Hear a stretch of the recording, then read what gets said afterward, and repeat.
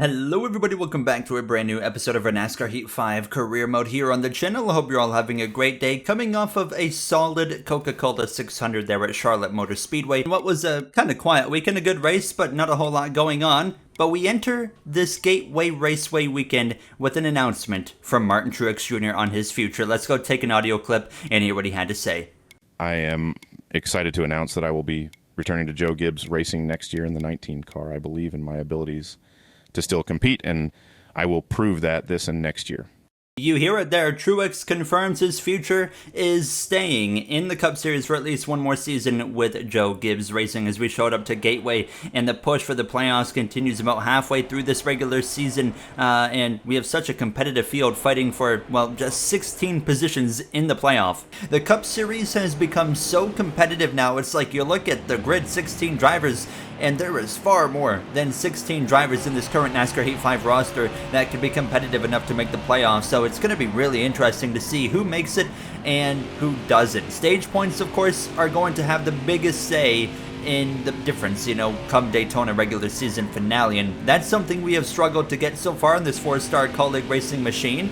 We continue behind the scenes to try and make, of course, improvements in the R&D with colleague racing, but right now it's more of a season 2 kind of thing, what we're looking for. We're only signed with colleague for a 1-year deal, so we've got some time and deciding time to make if we're going to return to colleague going into season number 2. But yeah, here we are in practice, Gateway weekend now, a track that I actually have come to enjoy quite a bit here when it comes to driving this track. Used to not be a fan of it whatsoever, but I've come to enjoy it, so I was looking forward to this race here now as we would end practice our 4 laps, first, fourth, second, third there in our 4-lap ranking there. So our first lap was our fastest one, and then the second one was the slowest one, but we rebounded pretty nice after that. In qualifying, you see we got the Nutrien AG Solutions paint scheme back on the car. Sanok whipped up this one, really sick paint scheme. This is aside from the Energizer car, this one's probably my favorite paint scheme. It's based off of the Allmendinger car, and it's one of my favorite schemes of the year in real life. Now pay attention as we come through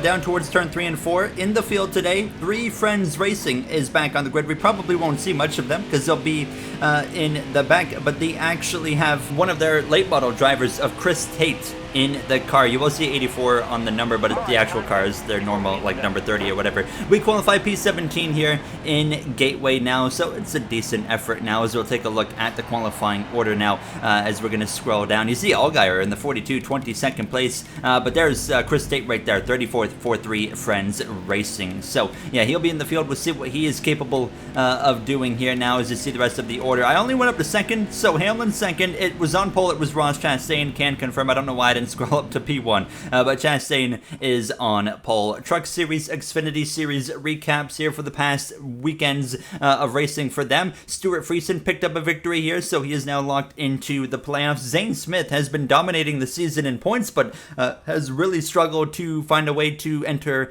victory lanes, so we'll see if he can change that in the coming episode. Similar to Kyle Larson, really good, just can't win. As you can see, Austin Hill picks up another Xfinity Series victory. This was from Charlotte here. As you can see the rest of the order there. Rough day for Ryan Vargas, who's been pretty strong this season, as I expect him to have a Cup Series start soon with 3 Friends Racing. But now, let's get ready to go on Sunday at Gateway. It's time to take NASCAR Cup cars under the lights in St. Louis. Welcome everyone to Fox Sports coverage from Worldwide Technology Raceway. Fresh off the news of Martin Truex Jr. returning to the 19 car next year. This is big news for that program, guys. Big news. Great news as well for Martin and the team. They are just starting to hit their stride, and I think they will finally get back to victory lane soon, Chris. I agree, Mike. And another bit for this weekend. Old Ricky Stenhouse Jr. returns from injury today. Let's see what that boy can do behind the wheel today.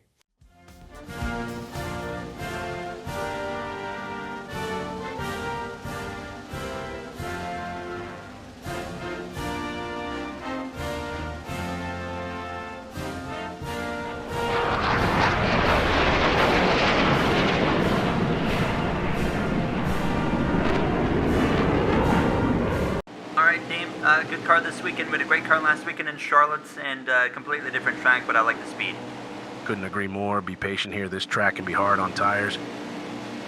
Well, the story of Martin Truex Jr.'s season continues after a strong outing in Charlotte in the last episode. Again, Truex with something coming up.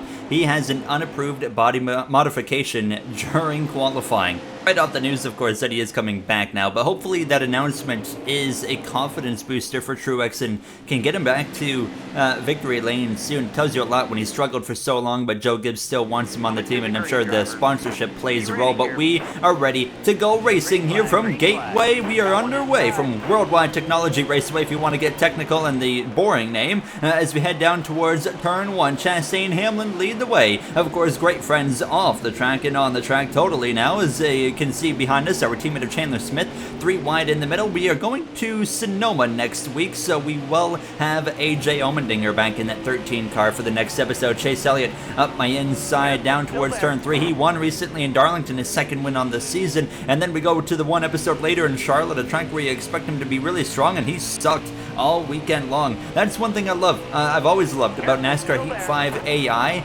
is just the variability between the AI across tracks, because you'll get some racing games where the AI will always run that same area every race, every type of track, etc. But you get NASCAR Heat AI, and there is true moments where a championship contending team will have weekends where they struggle, and that's what you love to see. As I have a bit of a moment there in the turn 1, lap 3, I lost the rear end, chased it up the track nearly into the door of the 9. That allowed the 22 of Logano to go through, so dropped back here briefly to 18th place. There was this kind of pack being held up right here by the 17 of Chris Buescher, one of the bubble drivers, the last driver in the playoffs right now, and he was holding up this group of cars. I had the 43 of Eric Jones up my inside. Now it's only a 10-lap opening stage. Stage 1 very short here in Gateway. Currently the pole winner, Chastain, out in front here now. As you can see, it's all trying to navigate through and basically get past the 17 of Chris Buescher, who's desperately trying to hold on. I was 3 wide with Logano and Jones, and we get back past the 22 briefly. We, however, know there's some speed in that 22. Logano so far, though, winless this season. Of course, Penske Racing hasn't had the greatest season, just like real life, you know, they've kind of been slow. Ford in general hasn't had a lot of speed, and that's being replicated to perfection here in NASCAR Heat 5. Eric Almirola on the move, passes Logano, and was looking up the inside of myself here, and would pass me with ease right now. So we are going to drop down another spot, and actually go way wide on the exit of turn 2, so we dropped to 19th place, and now the door is open for, of course, the defending Cup Series champion of Logano. As we head down into turn 3, Chastain continues to lead as he starts the final lap of stage number 1. You can see up ahead, Buescher has fallen down the order, and that's allowing the pack to start to separate a little bit more, but I was starting to lose a lot of grip on just the 9th and now 10th lap of this race, so I was looking forward to ending the stage and getting some adjustments in this car, because I was dealing with a lot of grip loss here, and you can see that especially right here on the exit of the corner, sliding again out of turn 2. Now half a car length advantage for the 22, so I'm going to side draft and pull him back towards me.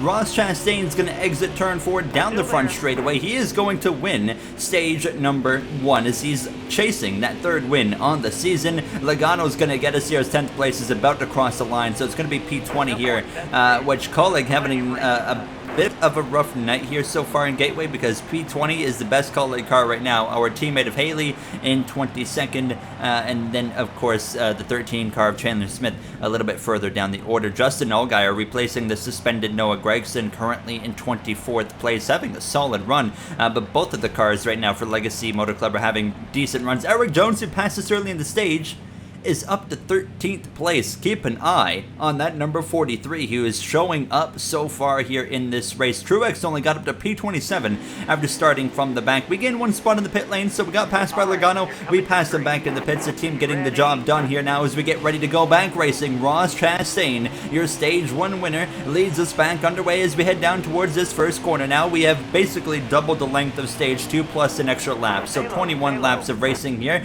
But yeah, Truex up there, Bell is up there, Hamlin, Blaney, those are some big names up there in the mix currently, but Truex right now, paying attention to him, because we talked about his Joe Gibbs Racing teammates right now in the last episode, Charlotte. They all showed up, they all had speed, and it looks like, again, all of Joe Gibbs Racing has some speed here tonight with Hamlin, Bell, and Ty Gibbs even inside the top 10, which is becoming a normality at this point. Here I am passing the 67 of Kurt Busch. Again, it seems like Kurt Busch really likes to fade as his races go on, so we move up into P16 P15 behind the side-by-side battle of the Freeway Insurance 99 car piloted by Daniel Suarez there. He gets cleared by the 43 of Jones, who continues to show some early pace here in Gateway now as we continue down this back straightaway. I would get up the inside of Suarez here and actually clear him through turn 1 out of turn 2. So up into P15 we go. So there is some competitive speed in this car after all.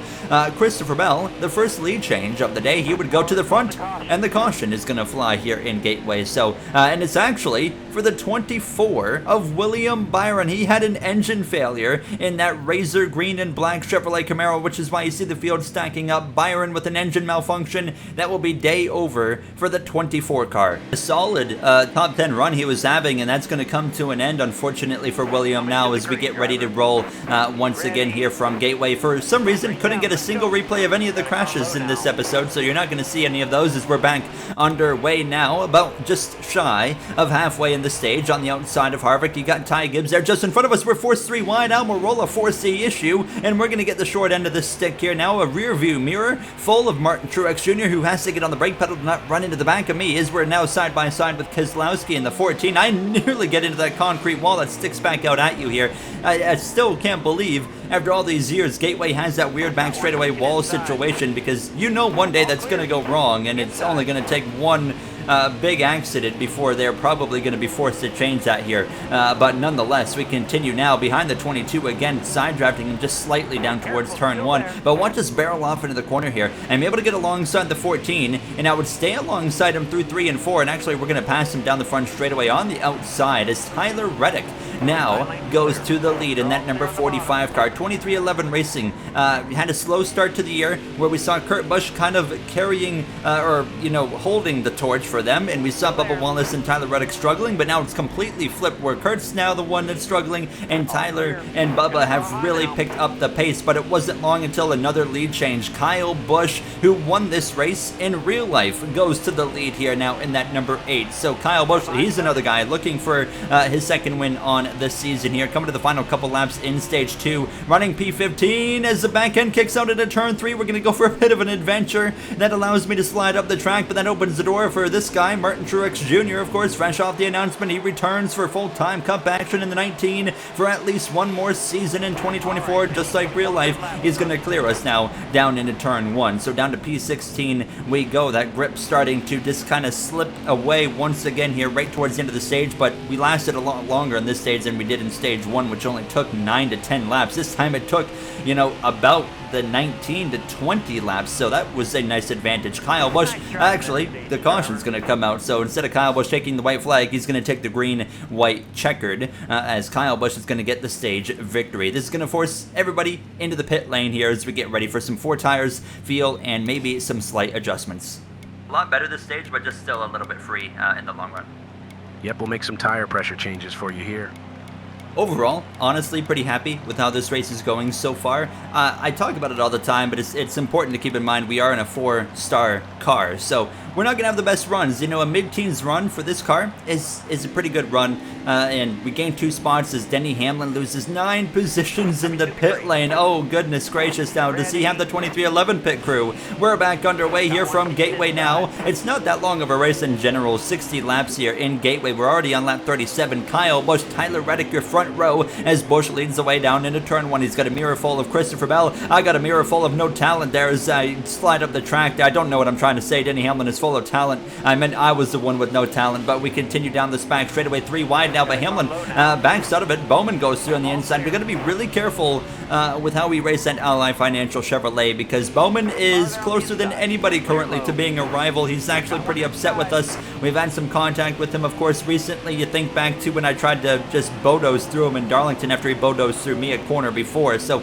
we got to be careful around that 48 car now as I wash up the track on the exit at 2. The car with the tire pressure adjustments that Stevie Speed made there, it was really tight on the start of this run, and I wasn't ready for it. The adjustments, I knew it was going to be tighter. I just didn't think it was going to be as tight as it was. So I was trying to kind of really quickly realize that and adjust to that. So we get out of turn 4. Great, the car just fired off, and we're actually well clear the 22 down into turn 1. So we slide down, take the lane away. Now as you see Harvick up the inside of the 48 going for P16 now, and he will be successful in that attempt to take the position. And then I'm going to try and follow through, and actually look at this, a huge send now. That was a very unexpected for myself. We get up alongside the 4 of Harvick now as we're going to drag race through the center of the corner, but he gets clear on the exit. So P17, 20 laps to go, now 19 as we hit the line. Kyle Busch continues to lead, but I got stuck behind this number 4 of Kevin Harvick and had a mirror full now of Daniel Suarez, who was kind of rallying his way back forward. He kind of fell off mid-race and he's coming back now,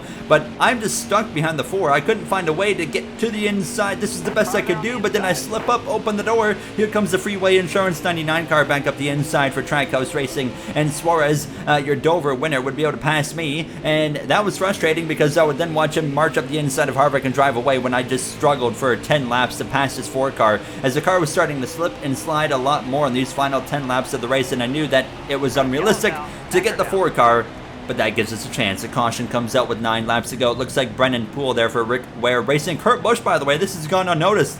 He was one of the cautions. It looks like maybe the one at the end of stage 2. He's 18 laps down out of the race. Big for a bubble driver there as his brother of Kyle Busch continues to lead with pressure from Reddick, Bell, Elliott, and Chastain. Eric Jones into P6, Almirola into 8th. A great run for 2 drivers that are in midfield equipment. We're going to get ready to go green though from P18. No pit stops. I thought about pitting, but there would be too much ground to make up, and passing is a little bit harder at Gateway than other tracks. So we're back underway here. We got our teammate of Haley right behind us actually with 6 laps to go in this race. Kyle Busch leads as he's done since about the 3/4 mark of stage 2. His teammate of Austin Dillon getting aggressive. He goes up the inside of Bubba and Truex. He made it 3 wide. I was slipping and sliding all over turn 2. That allows the 48 to get clear, and I put myself in the wall on a straightaway. Absolute peak talent moment there as Logano goes through. So down to 20th place we go. But how about Kyle Busch? Just like real life, of course, he started on pole, I think, in real life for this race and just dominated.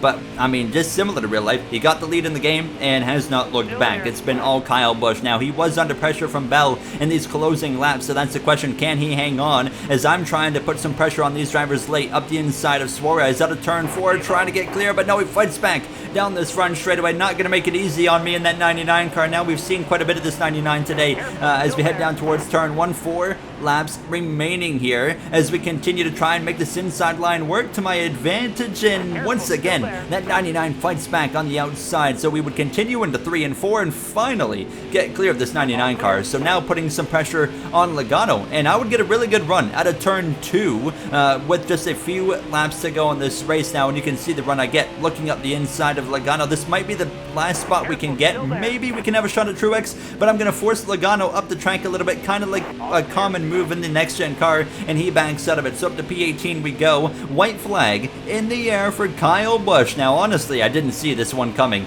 and we exit 4. Truex hanging on to P17. Suarez has gotten past Logano as well, so he's up in a 19th place on this final lap here in Gateway. A really interesting race, of course. It wasn't too crazy. We had quite a few cautions. We didn't get to see any of them, so we don't know exactly what has happened. Likely tire issues now as Busch leads the way through 3 and 4. We're going to have maybe one shot at Truex if he washes up the track a little bit here into turn 3, and he's going to cover the inside pretty well. We're going to get to the back of him. He does move up a lane, so the door is open. Kyle Busch wins his 2nd race of the season. As we exit 4, not enough for the 19 of Truex. We're going to come through to cross the stripe for still a respectable 18th place result here in Gateway. Look at the top 5. Busch, Bell, Reddick, Elliott, and Chastain. Eric Jones with a great day in P7. Almirola, very solid outing there. Gibbs in the top 10 as well, as we continue to see a really competitive field of drivers right now. We definitely gained points on the cut line, though, because of Kurt Busch's issues,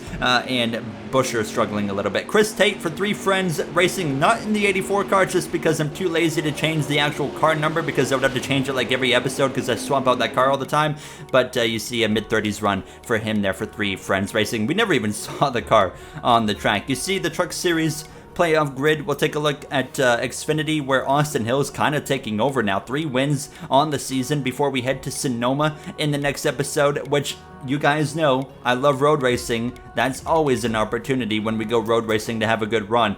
Christopher Bell, that's the name I would expect to see run well, of course, now, as we have Jenson Button in the field, but no one other than him. We do have Shane Van Gisbergen, though, making a start pretty soon. We did gain a few points on the cut line. We went from 19 back to 15 back. Not a huge gain, but still a gain nonetheless. That's going to wrap it up for me. I'll see you guys in the next one for some road racing at Sonoma Raceway. Thank you for watching, and have yourselves a great day.